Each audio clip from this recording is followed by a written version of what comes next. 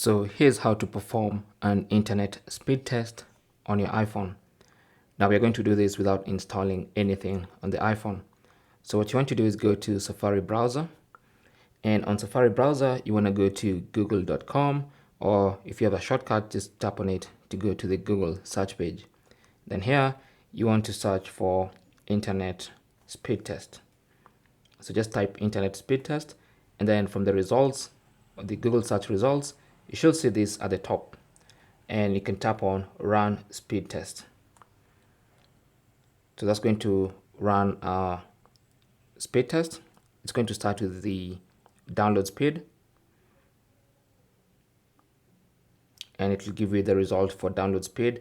Now it's doing for upload speed.